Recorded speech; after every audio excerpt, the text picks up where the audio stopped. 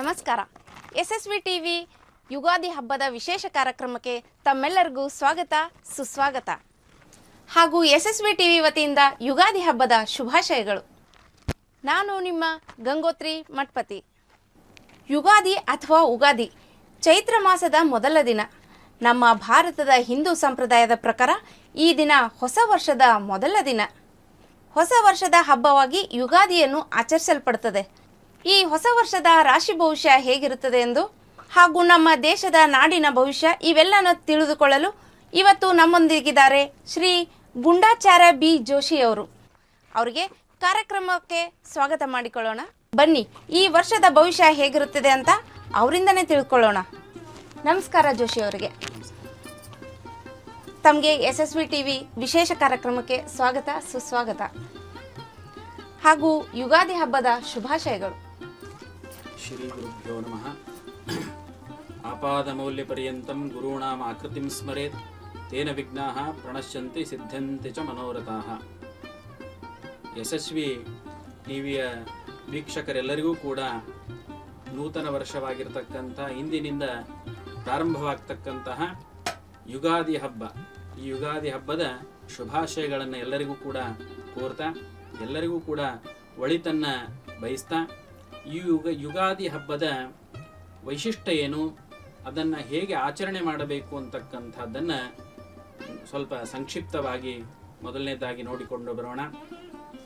ಈ ಯುಗಾದಿ ಹಬ್ಬ ಬಂತು ಅಂತಂದರೆ ಎಲ್ಲ ಕಡೆಯಲ್ಲೂ ಕೂಡ ಹೊಸತನ ಇರ್ತದೆ. ಯುಗಾದಿ ಹಬ್ಬ ಬಂತು ಅಂತಂದರೆ ನಾವು ನಿಸರ್ಗವನ್ನು ನೋಡ್ತೇವೆ. ನಾವು ಮನೆಯಲ್ಲಿ ಯಾವುದೋ ಹಬ್ಬ ಆಚರಣೆ ಮಾಡ್ತಾ ಇರ್ತೇವೆ. ಗಣಪತಿ, ದೀಪಾವಳಿ, ಶ್ರಾವಣ ಮಾಸ ಬಂತು ಅಂದರೆ ನಾವು ಮನೆಯೆಲ್ಲ ತೋರಣ ಕಟ್ತೇವೆ. ಹಸಿರಾಗಿರತಕ್ಕಂಥ ತೋರಣವನ್ನು ಕಟ್ಟಿ ಹಬ್ಬವನ್ನು ನಾವು ಸ್ವಾಗತ ಮಾಡ್ತೇವೆ. ಯುಗಾದಿ ಹಬ್ಬಕ್ಕೆ ಈ ನಿಸರ್ಗ ಏನು ಮಾಡ್ತದೆ ಅಂತಂದರೆ ಎಲ್ಲ ಹಚ್ಚ ಹಸಿರಾಗಿರತಕ್ಕಂಥ ಪ್ರಕೃತಿಯೇ ನಮ್ಮ ಯುಗಾದಿ ಹಬ್ಬವನ್ನು, ಹೊಸ ವರ್ಷವನ್ನು ಸ್ವಾಗತ ಮಾಡತಕ್ಕಂಥದ್ದಾಗಿದೆ. ಈಗ ನೋಡಬಹುದು ತಾವೆಲ್ಲ 42, 45, 46 ಬಿಸಿಲಿರ್ತದೆ, ನೀರಿರುವುದಿಲ್ಲ. ಆದರೂ ಕೂಡ ಎಲ್ಲ ಗಿಡ ಬಳ್ಳಿಗಳೆಲ್ಲವೂ ಕೂಡ ಹಚ್ಚ ಹಸಿರಾಗಿರ್ತವೆ.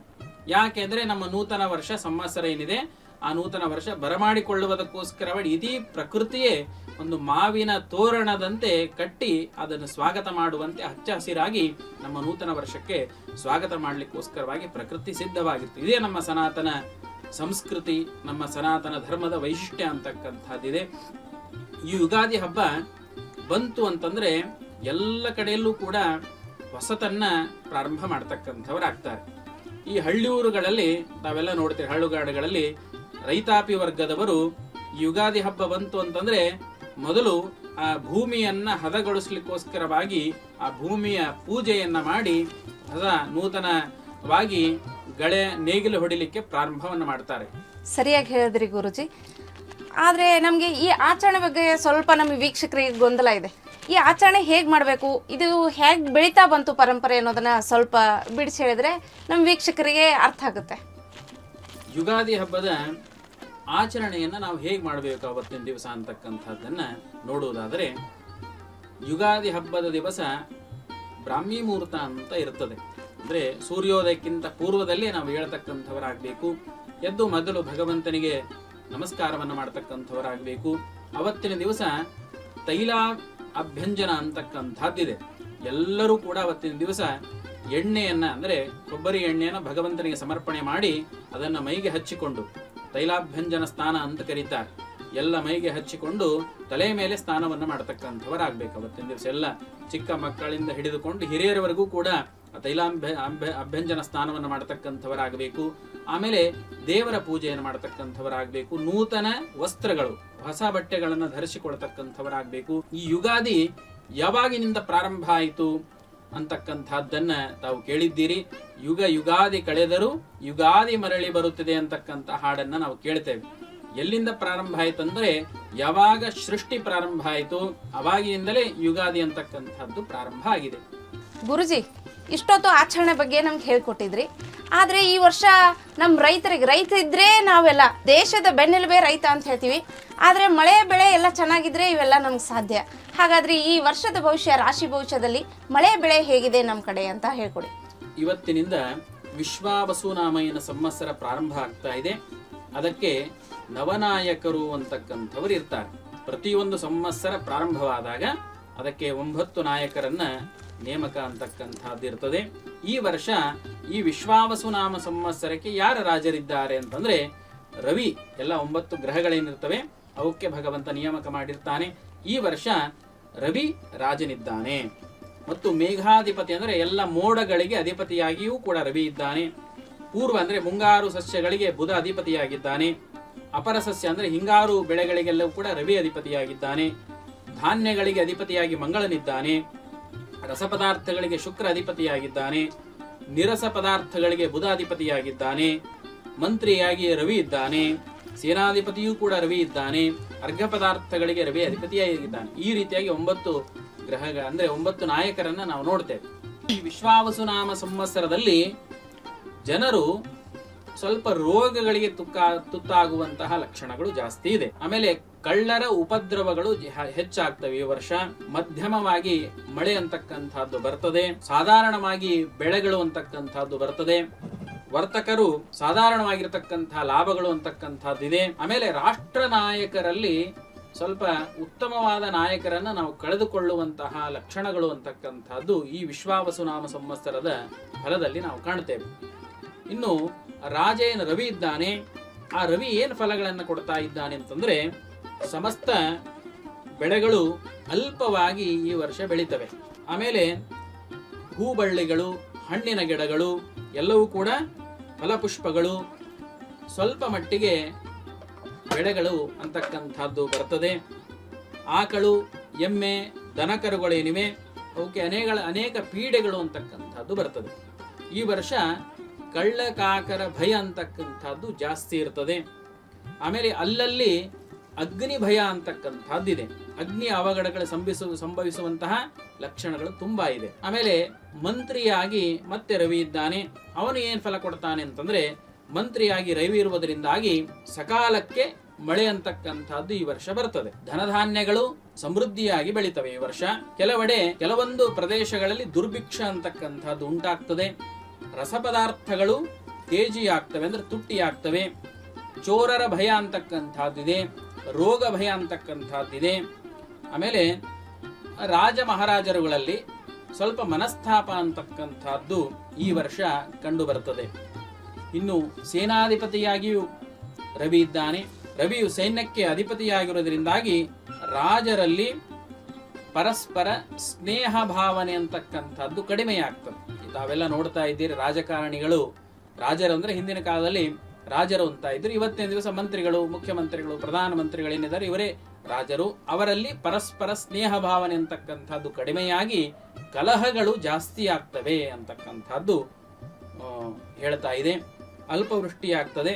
ಆಮೇಲೆ ಕೆಂಪು ಭೂಮಿಗಳೇನು ಪ್ರದೇಶ ಇದೆ ಅಲ್ಲಿ ಧಾನ್ಯಗಳು ಜಾಸ್ತಿ ಬೆಳೀತವೆ ಮತ್ತು ಕೆಂಪು ಬಣ್ಣದ ಧಾನ್ಯಗಳು ಈ ವರ್ಷ ಜಾಸ್ತಿಯಾಗಿ ಬೆಳೀತಕ್ಕಂಥದ್ದಾಗ್ತವೆ. ಇನ್ನು ಮೇಘಗಳಿಗೆ ರವಿ ಅಧಿಪತಿಯಾಗಿದ್ದಾನೆ. ಆ ಮೇಘಗಳು ಹೇಗೆ ಬರ್ತವೆ, ಮಳೆ ಹೇಗೆ ಆಗ್ತದೆ ಅಂತಂದ್ರೆ ವಿಶೇಷವಾಗಿ ಇಂದ್ರನು ಉತ್ತಮವಾದ ಮಳೆಯನ್ನು ಈ ವರ್ಷ ಸುರಿಸ್ತಕ್ಕಂಥವನಾಗಿದ್ದಾನೆ. ಆಕಾಶದಲ್ಲಿ ಅನೇಕ ಮೋಡಗಳು ತುಂಬಿಕೊಂಡು ನೀರನ್ನು ತುಂಬಿಕೊಂಡು ಬಂದು ಮಳೆಯನ್ನು ವಿಶೇಷವಾಗಿ ಸುರಿಸ್ತಾರೆ.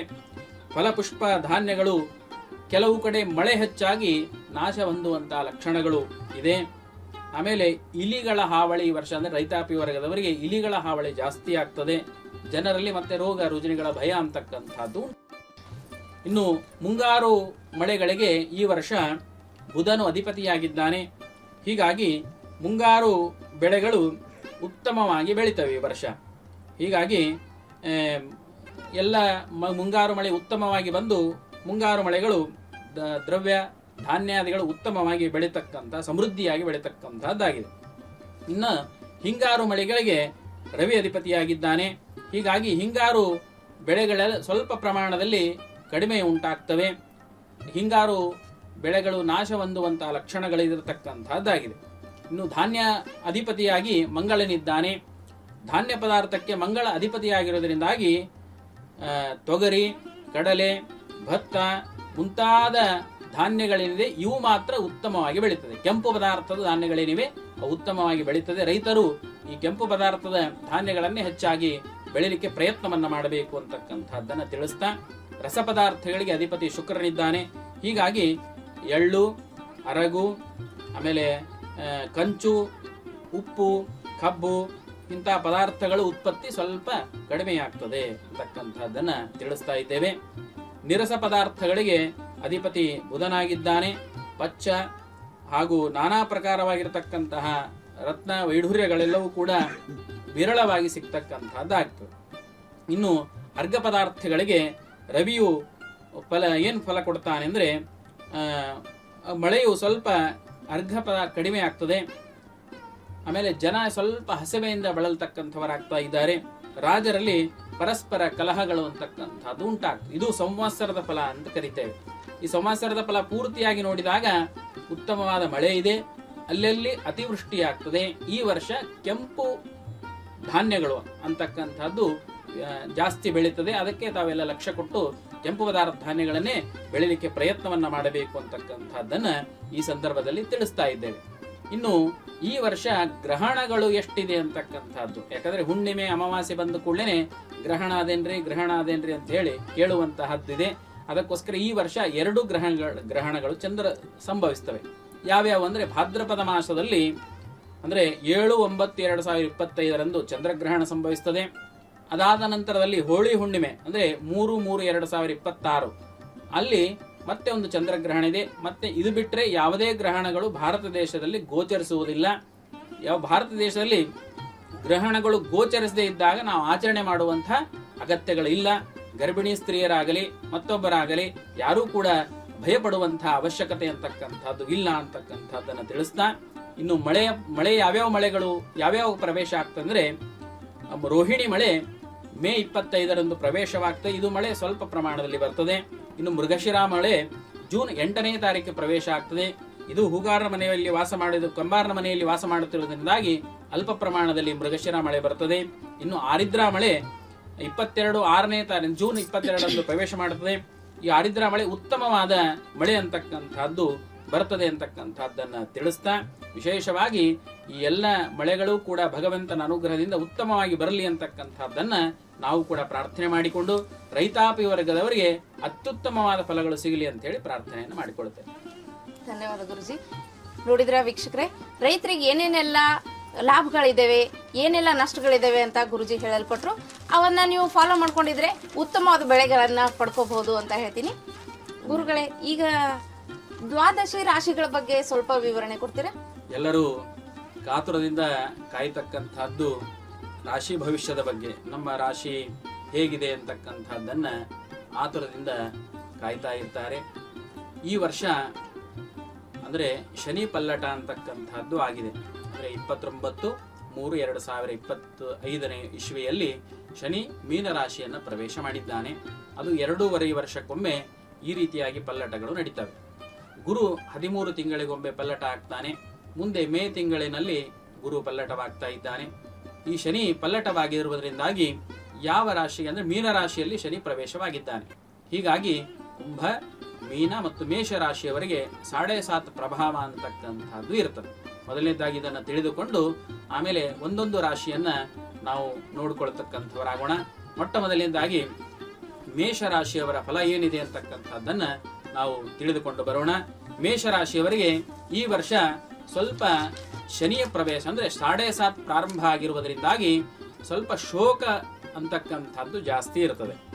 ಆಮೇಲೆ ಶತ್ರುಗಳ ಭಯ ಅಂತಕ್ಕಂಥದ್ದು ಇರ್ತದೆ. ದುಷ್ಟ ಜನರ ಸಹವಾಸ ಮಾಡುವಂತಹ ಪ್ರಸಂಗ ಬಂದು ನೀವು ದುಷ್ಟ ಜನರ ಸಹವಾಸದಲ್ಲಿ ಬಲಿಯಾಗ್ಬಿಡ್ತೀರಿ. ಸಾಕಷ್ಟು ತೊಂದರೆಗಳು ಅಂತಕ್ಕಂಥದ್ದು ಮೇಷರಾಶಿಯವರಿಗೆ ಬರ್ತದೆ. ಅನೇಕ ವಿಘ್ನಗಳು ಅಂತ ನೀವೇನೇ ಕೆಲಸ ಮಾಡ್ಲಿಕ್ಕೆ ಹೋದ್ರೂ ಕೂಡ ವಿಘ್ನಗಳು ಬರ್ತದೆ. ಸಾಲ ಮಾಡುವಂತ ಪ್ರಸಂಗ ಬರ್ತದೆ. ವ್ಯಾಪಾರ ವ್ಯವಹಾರದಲ್ಲಿ ಹಾನಿ ಉಂಟಾಗ್ತದೆ. ಹಣದ ಅಳತೆ ಮೀರಿ ಖರ್ಚಾಗಲಿಕ್ಕೆ ಪ್ರಾರಂಭವಾಗ್ತದೆ. ಹಣ ಬರ್ತದೆ, ಸ್ವಲ್ಪ ಪ್ರಮಾಣದಲ್ಲಿ ಬರ್ತದೆ, ಆದರೂ ಕೂಡ ಖರ್ಚು ಅಂತಕ್ಕಂಥದ್ದು ಈ ಮೇಷರಾಶಿಯವರಿಗೆ ಜಾಸ್ತಿ ಇರ್ತದೆ. ಎಲ್ಲ ಕೆಲಸಗಳು ನೀವೇನೇ ಕೆಲಸ ಮಾಡ್ಲಿಕ್ಕೆ ಹೋದ್ರೂ ಕೂಡ ಅಪಜಯ ಅಂತಕ್ಕಂಥದ್ದು ಇರ್ತದೆ. ಮನೆಯಲ್ಲಿ ಕಲಹಗಳು ಉಂಟಾಗ್ತದೆ. ವಿದ್ಯಾರ್ಥಿಗಳಿಗೆ ಪ್ರಯತ್ನ ಮಾಡ್ತೀರಿ, ಅದಕ್ಕೆ ತಕ್ಕ ಫಲ ಅಂತಕ್ಕಂಥದ್ದು ಸಿಗುವುದಿಲ್ಲ. ಆಮೇಲೆ ಈ ವರ್ಷ ಅವಿವಾಹಿತರಿಗೆ ಕಂಕಣ ಬಲ ಅಂತಕ್ಕಂಥದ್ದು ಇರುವುದಿಲ್ಲ. ರೈತಾಪಿ ವರ್ಗದವರಿಗೆ ಅಲ್ಪ ಪ್ರಮಾಣದಲ್ಲಿ ಲಾಭ ಅಂತಕ್ಕಂಥದ್ದು ಮೇಷರಾಶಿಯವರಿಗೆ ಇರತಕ್ಕಂಥದ್ದಾಗಿದೆ.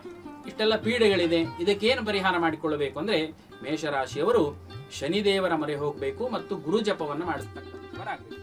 ಶನಿದೇವರ ಪ್ರೀತ್ಯರ್ಥವಾಗಿ ಹನುಮಂತ ದೇವರ ಗುಡಿಗೆ ಹೋಗ್ರಿ, ಶನಿದೇವರ ಜಪ ಮಾಡ್ರಿ, ಹೋಮ ಮಾಡಿಸ್ರಿ, ಆಮೇಲೆ ಗುರು ಜಪವನ್ನ ಮಾಡ್ರಿ, ಪ್ರತಿ ಗುರುವಾರ ಅನ್ನದಾನವನ್ನ ಮಾಡ್ರಿ. ಇದರಿಂದಾಗಿ ಮೇಷರಾಶಿಯವರು ಬಂದಿರತಕ್ಕಂಥ ದೋಷಗಳು ಅಂತಕ್ಕಂಥದ್ದು ಪರಿಹಾರವಾಗ್ತದೆ. ಇನ್ನು ಎರಡನೇದಾಗಿ ವೃಷಭ ರಾಶಿಯವರ ಫಲವನ್ನ ನೋಡುವುದಾದರೆ ಈ ವರ್ಷ ವೃಷಭ ರಾಶಿಯವರಿಗೆ ಉತ್ತಮವಾದ ಫಲ ಇದೆ. ಧನಸ್ಥಾನದಲ್ಲಿ ಗುರು ಸಂಚಾರ ಮಾಡ್ತಾ ಇದ್ದಾನೆ. ಹೀಗಾಗಿ ಈ ವೃಷಭ ರಾಶಿಯವರಿಗೆ ಈ ವರ್ಷ ಸಂತೋಷದಾಯಕವಾಗಿರ್ತಕ್ಕಂಥ ವರ್ಷ ಇದೆ. ಮನಸ್ಸಿನಲ್ಲಿ ಮಂಡಿಸಿರ್ತಕ್ಕಂತಹ ಮಹತ್ವವಾಗಿರ್ತಕ್ಕಂಥ ಕಾರ್ಯಗಳೆಲ್ಲ ಈ ವರ್ಷ ಸಿದ್ಧಿಯಾಗ್ತವೆ.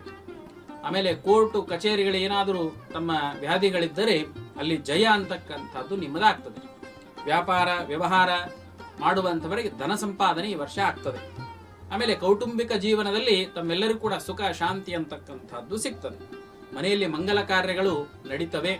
ಆಮೇಲೆ ಜೀವನದಲ್ಲಿ ಸುಖ ಸಂತೋಷ ಅಂತಕ್ಕಂಥದ್ದು ಅಂದ್ರೆ ವಿಶೇಷವಾಗಿ ಈ ವರ್ಷ ವೃಷಭ ರಾಶಿಯವರಿಗೆ ಸಿಗ್ತಕ್ಕಂಥದ್ದಾಗ್ತದೆ. ಕೃಷಿಕರಿಗೆ ಉತ್ತಮವಾದ ಫಲ ಇದೆ. ಆಮೇಲೆ ಪುಣ್ಯಕ್ಷೇತ್ರಗಳ ದರ್ಶನ ಮಾಡುವಂತ ಯೋಗ ಇದೆ. ಹೊಸ ವಸ್ತುಗಳನ್ನ ಖರೀದಿ ಮಾಡುವಂತಹ ಯೋಗ ಇದೆ. ವಾಹನಗಳನ್ನ ಆಭರಣಗಳನ್ನ ಖರೀದಿ ಮಾಡುವಂತಹ ಯೋಗ ಈ ವೃಷಭ ರಾಶಿಯವರಿಗೆ ಇರತಕ್ಕಂತಹದ್ದಾಗಿದೆ. ವಿಶೇಷವಾಗಿ ರಾಜಕಾರಣಿಗಳಿಗೆ, ವೈದ್ಯರಿಗೆ, ವಕೀಲರಿಗೆ, ರೈತರಿಗೆ ಈ ವರ್ಷ ವಿಶೇಷವಾಗಿ ಧನ ಲಾಭ ಅಂತಕ್ಕಂಥದ್ದು ಉಂಟಾಗ್ತದೆ. ಆಮೇಲೆ ಎಲ್ಲ ಕಾರ್ಯಗಳು ಕೂಡ ವೃಷಭ ರಾಶಿಯವರಿಗೆ ಸಿದ್ಧಿ ಅಂತಕ್ಕಂಥದ್ದು ಆಗ್ತದೆ. ಸ್ವಲ್ಪ ರಾಹುಕೇತುವಿನ ತೊಂದರೆ ಅಂತಕ್ಕಂಥದ್ದು ಇರುವುದರಿಂದಾಗಿ ವೈರತ್ವದ ಬಾಧೆ ಅಂತಕ್ಕಂಥದ್ದಿದೆ. ಆಮೇಲೆ ಭಯದ ವಾತಾವರಣ ಅಂತಕ್ಕಂಥದ್ದು ಇರ್ತದೆ. ಇದಕ್ಕೋಸ್ಕರವಾಗಿ ಈ ವೃಷಭ ರಾಶಿಯವರು ಸ್ವಲ್ಪ ರಾಹುವಿನ ಮತ್ತು ಕೇತುವಿನ ಜಪವನ್ನ ಮಾಡಿಸಿ ಶಾಂತಿಯನ್ನ ಮಾಡಿಸಿಕೊಂಡರೆ ಅದರಿಂದ ಬಂದಿರತಕ್ಕಂಥ ದೋಷ ಏನಿದೆ ಅದು ಪರಿಹಾರವಾಗ್ತದೆ ಅಂತಕ್ಕಂಥದ್ದನ್ನ ತಿಳಿಸೋಣ. ಇನ್ನು ಮಿಥುನ ರಾಶಿಯವರ ಫಲವನ್ನ ನೋಡುವುದಾದರೆ ಈ ಮಿಥುನ ರಾಶಿಯವರಿಗೆ ವ್ಯಾಪಾರ ವ್ಯವಹಾರದಲ್ಲಿ ಈ ವರ್ಷ ನಷ್ಟ ಅಂತಕ್ಕಂಥದ್ದು ಇದೆ. ಎಲ್ಲ ನೀವೆಲ್ಲಿ ಕೈ ಹಾಕಿದರೂ ಕೂಡ ಅಲ್ಲಿ ನಷ್ಟವೇ ಕಾಣಿಸ್ತದೆ. ಈ ವರ್ಷ ಪ್ರಾಪಂಚಿಕವಾಗಿ ಸುಖದಿಂದ ತಾವು ವಂಚನೆಗೆ ಒಳಗಾಗ್ತಾ ಇದ್ದೀರಿ. ನಂಬಿದವರೇ ನಿಮಗೆ ಕೈ ಕೊಡುವಂತಹ ವರ್ಷ ಇದಾಗಿದೆ. ನಿಮಗೆ ಎಲ್ಲಿ ನೀವೇನು ಕೆಲಸ ಮಾಡ್ಲಿಕ್ಕೆ ಹೋದರೂ ಕೂಡ ಅಲ್ಲಿ ಇಲ್ಲ ಸಲ್ಲದ ಸುಳ್ಳು ಆಪಾದನೆಗಳು ಅಂತಕ್ಕಂಥದ್ದು ಈ ವರ್ಷ ನಿಮ್ಮ ಮಿಥುನ ರಾಶಿಯವರಿಗೆ ಇರುತ್ತದೆ. ಮಾನ ಮರ್ಯಾದೆ ಅಂತಕ್ಕಂಥದ್ದು ಕುಂಠಿತವಾಗ್ತದೆ. ಅಧಿಕಾರಿಗಳಿಂದ ಉಪದ್ರವ ಅಂತಕ್ಕಂಥದ್ದು ಇರ್ತದೆ. ವಿದ್ಯಾರ್ಥಿಗಳಿಗೆ ಸ್ವಲ್ಪ ಭಯದ ಮನಸ್ಸಿನಲ್ಲಿ ಭಯದ ವಾತಾವರಣ ಅಂತಕ್ಕಂಥದ್ದು ಇರ್ತದೆ. ಕೃಷಿಕರಿಗೆ ತಕ್ಕ ಮಟ್ಟಿನ ಒಂದು ಉತ್ಪಾದನೆ ಅಂತಕ್ಕಂಥದ್ದು ಈ ವರ್ಷ ಇರುವುದಿಲ್ಲ. ಇದು ಬಂದಿರತಕ್ಕಂಥ ದೋಷಗಳೇನಿದೆ ಇದು ಪರಿಹಾರ ಮಾಡಿಕೊಳ್ಳಕ್ಕೆ ಏನ್ ಮಾಡಬೇಕು ಅಂದ್ರೆ ಗುರು ಶನಿ ಶಾಂತಿಯನ್ನ ಮಾಡಿಸಿಕೊಳ್ಳತಕ್ಕಂಥವರಾಗಬೇಕು. ಆ ಗುರುವಿನ ಮೊರೆ ಹೋಗಬೇಕು. ಶನಿದೇವರ ಮೊರೆ ಹೋದರೆ ಇವರು ಬಂದಿರತಕ್ಕಂತಹ ಪೀಡೆಗಳು ಅಂತಕ್ಕಂಥದ್ದು ಪರಿಹಾರವಾಗುತ್ತೆ. ಇನ್ನು ನಾಲ್ಕನೆಯದಾಗಿ ಕರ್ಕ ರಾಶಿಯವರ ಫಲವನ್ನು ನೋಡೋಣ. ಕರ್ಕ ರಾಶಿಯವರಿಗೆ ಈ ವರ್ಷ ವ್ಯಾಪಾರ ವ್ಯವಹಾರದಲ್ಲಿ ಸಂಪಾದನೆ ಅಂತಕ್ಕಂಥದ್ದು ಕೂಗುತ್ತದೆ. ಆಮೇಲೆ ಮೇಲಾಧಿಕಾರಿಗಳಿಂದ ಸ್ವಲ್ಪ ತೊಂದರೆ ಅಂತಕ್ಕಂಥದ್ದು ಈ ವರ್ಷ ಕರ್ಕ ರಾಶಿಯವರಿಗೆ ಇರ್ತದೆ. ರೋಗಗಳ ಉಪಟಳಗಳು ಅಂತಕ್ಕಂಥದ್ದು ಬರ್ತದೆ. ಅದಕ್ಕೆ ಆರೋಗ್ಯದ ಕಡೆಗೆ ಈ ವರ್ಷ ಕರ್ಕ ರಾಶಿಯವರು ಬಹಳ ಗಮನವನ್ನು ಕೊಡತಕ್ಕಂಥವರಾಗಬೇಕು. ಶರೀರ ಉಪದ್ರವ ಉಂಟಾಗ್ತದೆ. ಶರೀರ ಪೀಡೆಗೊಳಗಾಗ್ತದೆ. ಇಲ್ಲ ಸಲ್ಲದ ಆಪಾದನೆಗಳು ಅಂತಕ್ಕಂಥದ್ದು ಬರ್ತದೆ. ಆಮೇಲೆ ಮನಸ್ಸಿನಲ್ಲಿ ಹೆಚ್ಚಿನ ಗೊಂದಲಗಳು ಅಂತಕ್ಕಂಥದ್ದು ಉಂಟಾಗಿ ಮಾನಸಿಕವಾಗಿ ಚಿಂತೆ ಹೆಚ್ಚಾಗ್ತದೆ ಈ ವರ್ಷ. ಆಮೇಲೆ ವಿದ್ಯಾರ್ಥಿಗಳಿಗೆ ಅಪಯಶಿಸುವಂತಕ್ಕಂಥದ್ದು ಕಂಡು ಬರ್ತದೆ. ಈ ವರ್ಷ ಗುರುಬಲ ಇರುವುದಿಲ್ಲ. ಆದ್ದರಿಂದಾಗಿ ಕಂಕಣ ಬಲ ಈ ವರ್ಷ ಇರುವುದಿಲ್ಲ. ಕೃಷಿಕರಿಗೆ ಹಿಂಗಾರು ಬೆಳೆಯಲ್ಲಿ ಲಾಭದಾಯಕ ಅಂತಕ್ಕಂಥದ್ದು ಇದೆ.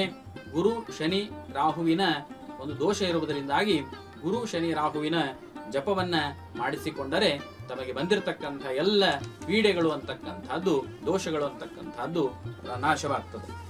ಇನ್ನು ಮುಂದಿನ ರಾಶಿಗಳನ್ನ ನೋಡುವುದಾದರೆ ಸಿಂಹರಾಶಿಯ ಫಲವನ್ನ ನಾವು ನೋಡೋಣ. ಈ ಸಿಂಹರಾಶಿಯವರಿಗೆ ಈ ವರ್ಷ ಅನೇಕ ರೀತಿಯಾಗಿರ್ತಕ್ಕಂಥ ಶುಭ ಫಲಗಳು ಅಂತಕ್ಕಂಥದ್ದಿದೆ. ಈ ವರ್ಷ ಅಪೇಕ್ಷಿತವಾಗಿರತಕ್ಕಂಥ ಫಲಗಳು ನಿಮಗೆ ಸಿಗ್ತವೆ. ಮಾನ ಮರ್ಯಾದೆ ಅಂತಕ್ಕಂಥದ್ದು ಹೆಚ್ಚಾಗ್ತದೆ. ಸಮಾಜದಲ್ಲಿ ಗೌರವ ಹೆಚ್ಚಾಗ್ತದೆ. ಮನೆಯಲ್ಲಿ ಶುಭ ಕಾರ್ಯಗಳು ಜರುಗ್ತವೆ. ಆಮೇಲೆ ಸಾಧು ಸತ್ಪುರುಷರ ದರ್ಶನ ಭಾಗ್ಯ ಅಂತಕ್ಕಂಥದ್ದು ಈ ವರ್ಷ ಸಿಂಹ ರಾಶಿಯವರಿಗೆ ಇರ್ತದೆ. ವಿದ್ಯಾರ್ಥಿಗಳಿಗೆ ನಿರೀಕ್ಷಿತ ಅಂತಕ್ಕಂಥದ್ದು ಫಲ ನಿಮಗೆ ಸಿಗ್ತದೆ. ಆಮೇಲೆ ಅವಿವಾಹಿತರಿಗೆ ಈ ವರ್ಷ ಕಂಕಣ ಬಲ ಅಂತಕ್ಕಂಥದ್ದು ಕೂಡಿ ಬಂದಿರ್ತದೆ. ಕೃಷಿಕರಿಗೆ ಉತ್ತಮವಾದ ಫಲ ದೊರಕುತ್ತದೆ. ಆಮೇಲೆ ಸ್ವಲ್ಪ ಅಷ್ಟಮ ಶನಿಯ ಪ್ರಭಾವ ಇರುವುದರಿಂದಾಗಿ ಸ್ವಲ್ಪ ರೋಗ ಬರುವಂತಹ ರೋಗ ರುಜಿನಗಳಿಂದ ಸ್ವಲ್ಪ ಜೋಕೆಯಿಂದ ಇರತಕ್ಕಂಥ ಆರೋಗ್ಯದ ಕಡೆಗೆ ತಾವು ಗಮನವನ್ನು ಕೊಡ್ತಕ್ಕಂಥವರಾಗಬೇಕು. ಆಮೇಲೆ ಸ್ವಲ್ಪ ಮನಸ್ಸಿನಲ್ಲಿ ಭಯದ ವಾತಾವರಣ ಅಂತಕ್ಕಂಥದ್ದು ಸಿಂಹ ರಾಶಿಯವರಿಗೆ ಉಂಟಾಗ್ತದೆ. ಇದರ ಪರಿಹಾರಕ್ಕಾಗಿ ತಾವು ಅಷ್ಟಮ ಶನಿ ಇರುವುದರಿಂದಾಗಿ ಆ ಶನಿದೇವರ ಜಪಹೋಮಾದಿಗಳನ್ನು ಮಾಡಿಸಿಕೊಂಡರೆ ತಮಗೆ ಬಂದಿರತಕ್ಕಂತಹ ಪೀಡೆಗಳೆಲ್ಲವೂ ಕೂಡ ದೂರವಾಗ್ತದೆ. ಇನ್ನು ಕನ್ಯಾ ರಾಶಿಯ ಫಲವನ್ನ ನೋಡುವುದಾದರೆ, ಈ ಕನ್ಯಾ ರಾಶಿಯವರಿಗೆ ಈ ವರ್ಷ ಸ್ವಲ್ಪ ಮನೋಧೈರ್ಯ ಅಂತಕ್ಕಂಥದ್ದು ಕುಂಠಿತವಾಗ್ತದೆ. ಆರೋಗ್ಯ ಭಾಗ್ಯ ಏನಿರ್ತದೆ ಸ್ವಲ್ಪ ಹಾಳಾಗುವಂತಹ ಲಕ್ಷಣಗಳು ಇರ್ತವೆ. ಆಮೇಲೆ ಬಂಧು ಬಾಂಧವರಲ್ಲಿ ಮನಸ್ತಾಪ ಅಂತಕ್ಕಂಥದ್ದು ಉಂಟಾಗ್ತದೆ. ಹಣದ ಮುಗ್ಗಟ್ಟು ಅಂತಕ್ಕಂಥದ್ದು ಈ ವರ್ಷ ಕನ್ಯಾ ರಾಶಿಯವರಿಗೆ ಇದೆ. ಸಾಲ ಮಾಡುವಂತ ಪ್ರಸಂಗ ಬರ್ತದೆ. ಎಲ್ಲ ಕಾರ್ಯಗಳು ಕೂಡ ವಿಳಂಬವಾಗ್ತವೆ. ಈ ವರ್ಷ ಕನ್ಯಾ ರಾಶಿಯವರಿಗೆ ಅನಾವಶ್ಯಕ ಭಯದ ವಾತಾವರಣ ಅಂತಕ್ಕಂಥದ್ದು ಇರ್ತದೆ. ಆಮೇಲೆ ಶತ್ರುಗಳ ಭಯ ಅಂತಕ್ಕಂಥದ್ದಿದೆ. ಅವಿವಾಹಿತರಿಗೆ ಕಂಕಣ ಬಲ ಅಂತಕ್ಕಂಥದ್ದು ಈ ವರ್ಷ ಇರುವುದಿಲ್ಲ. ಹೀಗಾಗಿ ಗುರುಬಲ ಕಡಿಮೆ ಇದೆ. ಆಮೇಲೆ ಶನಿಯೂ ಕೂಡ ಸ್ವಲ್ಪ ಮಟ್ಟಿಗೆ ತಕ್ಕ ಮಟ್ಟಿಗೆ ಇದ್ದಾನೆ. ಆದ್ರೆ ಗುರುಬಲ ಇಲ್ಲದೆ ಇರುವುದರಿಂದಾಗಿ ತಾವೇ ಗುರು ಜಪವನ್ನ ಶನಿ ಶಾಂತಿಯನ್ನ ಮಾಡಿಸಿಕೊಳ್ಳತಕ್ಕಂಥವರಾಗಬೇಕು. ಪ್ರತಿ ಗುರುವಾರ ತಾವು ಗೋ ಪೂಜೆಯನ್ನ ಮಾಡಿದರೆ ತಮಗೆ ಬಂದಿರತಕ್ಕಂಥ ಎಲ್ಲ ದೋಷಗಳು ಕೂಡ ಪರಿಹಾರವಾಗ್ತದೆ ಅಂತಕ್ಕಂಥದ್ದನ್ನ ತಿಳಿಸಿಕೊಡ್ತಾ ಇದ್ದೆ. ಗುರುಗಳೇ, ಇಷ್ಟೊತ್ತು 6 ರಾಶಿಗಳ ಬಗ್ಗೆ ನಮಗೆ ಲಾಭಗಳೇನು, ಅದ್ರ ದೋಷದೇನು, ಪರಿಹಾರ ಏನು ಅಂತ ಹೇಳಿಕೊಟ್ರಿ. ಈಗ ಮುಂದಿನ ರಾಶಿಗಳ ಬಗ್ಗೆ ವಿವರಣೆ ಕೊಡಿ. ಈಗ ಮುಂದಿನ ರಾಶಿ ತುಲಾ ರಾಶಿ. ಈ ತುಲಾ ರಾಶಿಯವರಿಗೆ ಈ ವರ್ಷ ಉತ್ತಮವಾದ ಫಲಗಳಿದೆ. ಈ ವರ್ಷ ಸಂತೋಷದ ಮಳೆಯನ್ನೇ ಈ ವರ್ಷ ತಾವು ಅನುಭವಿಸ್ತಕ್ಕಂಥವರಾಗಬೇಕು. ನಿಮ್ಮ ಮನಸ್ಸಿನಲ್ಲಿ ಶಾಂತ ಪ್ರಸನ್ನವಾಗಿರ್ತದೆ ಈ ವರ್ಷ. ಆಮೇಲೆ ನೀವು ಯಾವುದೇ ಕೆಲಸ ಮಾಡ್ಲಿಕ್ಕೆ ಹೋದ್ರೂ ಕೂಡ ಯಶಸ್ಸು ಅಂತಕ್ಕಂಥದ್ದು ನಿಮಗೆ ಸಿಗ್ತದೆ. ಅವಿವಾಹಿತರಿಗೆ ಕಂಕಣ ಬಲ ಈ ವರ್ಷ ಕೂಡಿ ಬಂದಿರ್ತದೆ. ಆಮೇಲೆ ಮನೆಯಲ್ಲಿ ಮಂಗಳ ಕಾರ್ಯಗಳು ಅಂತಕ್ಕಂಥದ್ದು ನೆರವೇರ್ತದೆ. ಆಮೇಲೆ ವಿಶೇಷವಾಗಿ ವ್ಯವಹಾರ ಮಾಡುವಂಥವರಿಗೆ ಉತ್ತಮವಾದ ಧನಲಾಭ ಅಂತಕ್ಕಂಥದ್ದು ಈ ವರ್ಷ ಇರ್ತದೆ. ಭೂಮಿಯಲ್ಲಿ ವ್ಯವಸಾಯ ಮಾಡುವಂಥವರಿಗೆ ವಿಶೇಷವಾದ ಲಾಭ ಇದೆ. ಆಮೇಲೆ ಕೋರ್ಟು ಕಚೇರಿಗಳಲ್ಲಿ ನಿಮಗೆ ಜಯ ಅಂತಕ್ಕಂಥದ್ದು ಈ ವರ್ಷ ಸಿಗ್ತದೆ. ಆಮೇಲೆ ಹೊಸ ವಸ್ತುಗಳನ್ನ ವಾಹನಗಳನ್ನ ಖರೀದಿ ಮಾಡುವಂತಹ ಯೋಗ ಇದೆ.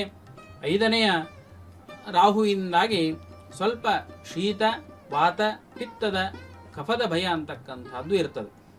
ಉಳಿದದ್ದೆಲ್ಲ ಉತ್ತಮವಾಗಿರ್ತಕ್ಕಂಥ ಫಲಗಳಿದೆ. ಆದರೆ ರಾಹುವಿನಿಂದಾಗಿ ಶೀತ, ವಾತ, ಪಿತ್ತ, ಕಫಾದಿಗಳ ಬಗ್ಗೆ ಸ್ವಲ್ಪ ಎಚ್ಚರಿಕೆಯನ್ನು ವಹಿಸಬೇಕು. ಇದು ದೋಷ ಪರಿಹಾರಕ್ಕಾಗಿ ರಾಹುವಿನ ಮೊರೆ ಹೋಗ್ತಕ್ಕಂಥವ್ರು ರಾಹುವಿನ ಪ್ರೀತ್ಯರ್ಥವಾಗಿ ಜಪತಪ ಅನುಷ್ಠಾನಗಳನ್ನು ಮಾಡಿದರೆ ತಮಗೆ ಬಂದಿರತಕ್ಕಂಥ ಪೀಡೆಗಳು ಅಂತಕ್ಕಂಥದ್ದು ದೂರವಾಗ್ತದೆ. ಇನ್ನು ವೃಶ್ಚಿಕ ರಾಶಿಯವರ ಫಲಗಳನ್ನು ನೋಡುವುದಾದರೆ, ವೃಶ್ಚಿಕ ರಾಶಿಯವರಿಗೆ ಅಷ್ಟಮ ಗುರು ಇದ್ದಾನೆ, ಪಂಚಮ ಶನಿ ಇದ್ದಾನೆ. ಹೀಗಾಗಿ ಈ ವೃಶ್ಚಿಕ ರಾಶಿಯವರು ಈ ವರ್ಷ ಸ್ವಲ್ಪ ಅನಾನುಕೂಲಗಳೇ ಜಾಸ್ತಿ ಇರ್ತವೆ. ದೇಹ ಆರೋಗ್ಯದಲ್ಲಿ ಸ್ವಲ್ಪ ಏರುಪೇರುಗಳು ಉಂಟಾಗ್ತದೆ. ಆರೋಗ್ಯವನ್ನು ಬಹಳ ಜೋಕೆಯಿಂದ ನೀವು ಕಾಪಾಡಿಕೊಳ್ತಕ್ಕಂಥವರಾಗಬೇಕು. ಪ್ರಪಂಚದಲ್ಲಿ ಸುಖ ಶಾಂತಿ ಅಂತಕ್ಕಂಥದ್ದು ಅಪರೂಪವಾಗಿ ಬಿಡ್ತದೆ ಈ ವರ್ಷ. ಮನಸ್ಸು ಚಿತ್ತ ಚಂಚಲವಾಗ್ತದೆ. ಆಮೇಲೆ ಮೇಲಾಧಿಕಾರಿಗಳಿಂದ ನಿಮಗೆ ಉಪಟಳ ಅಂತಕ್ಕಂಥದ್ದು, ತೊಂದರೆಗಳಂತಕ್ಕಂಥದ್ದು ಈ ವರ್ಷ ಬರ್ತದೆ. ಆಮೇಲೆ ಮನಸ್ಸು ಚಿತ್ತ ಚಂಚಲವಾಗಿ ಬಿಡುತ್ತದೆ. ಸಮಾಜದಲ್ಲಿ ಮಾನ ಮರ್ಯಾದೆ ಅಂತಕ್ಕಂಥದ್ದು ಕುಂಠಿತವಾಗ್ತದೆ. ನೀವೇನೇ ಕೆಲಸ ಮಾಡ್ಲಿಕ್ಕೆ ಹೋದ್ರೂ ಕೂಡ ವಿಘ್ನಗಳು ಬರ್ತವೆ. ಬಹಳ ನೀವು ಕೆಲಸ ಮಾಡ್ಲಿಕ್ಕೆ ಹೋಗ್ತೀರಿ, ಇವತ್ತೇನು ಕೆಲಸ ಆಗ್ತಾ ಇದೆ ಅನ್ನುವಷ್ಟರಲ್ಲಿ ಯಾವುದೋ ಒಂದು ರೀತಿಯಲ್ಲಿ ವಿಘ್ನ ಬಂದು ಆ ಕೆಲಸವೂ ಕೂಡ ಆಗುವುದಿಲ್ಲ. ಆಮೇಲೆ ಅನೇಕ ರೀತಿಯಿಂದ ಧನ ಅಪವ್ಯಯ ಅಂತಕ್ಕಂಥದ್ದು ಆಗ್ತದೆ. ಭೂಮಿಯಿಂದ ಅಲ್ಪ ಲಾಭ ಬರ್ತದೆ, ಖರ್ಚು ಜಾಸ್ತಿ ಅಂತಕ್ಕಂಥದ್ದು ಇರ್ತದೆ. ತಾವೇನೇ ಪ್ರಯತ್ನ ಮಾಡಿದ್ರೂ ಕೂಡ ತಕ್ಕ ಫಲಗಳು ಅಂತಕ್ಕಂಥದ್ದು ಸಿಗುವುದಿಲ್ಲ. ವಿದ್ಯಾರ್ಥಿಗಳಿಗೂ ಕೂಡ ಬಹಳ ಪರಿಶ್ರಮವನ್ನ ಈ ವರ್ಷ ಪಡಬೇಕಾಗತಕ್ಕಂಥದ್ದಿದೆ. ಈ ವರ್ಷ ವೃಶ್ಚಿಕ ರಾಶಿಯವರಿಗೆ ಕಂಕಣ ಬಲ ಅಂತಕ್ಕಂಥದ್ದು ಇರುವುದಿಲ್ಲ. ಹೀಗಾಗಿ ಈ ಅಷ್ಟಮ ಗುರು ಪಂಚಮ ಶನಿಯ ದೋಷ ಪರಿಹಾರಕ್ಕಾಗಿ ತಾವು ಗುರುಚರಿತ್ರೆ ಪಾರಾಯಣವನ್ನು ಮಾಡತಕ್ಕಂಥವರಾಗಬೇಕು. ಆಮೇಲೆ ಶನಿ ಶಾಂತಿಯನ್ನ ಮಾಡಿಸಿಕೊಂಡರೆ ಬಂದಿರತಕ್ಕಂಥ ಪೀಡೆಗಳು ಅಂತಕ್ಕಂಥದ್ದು ದೂರವಾಗ್ತದೆ.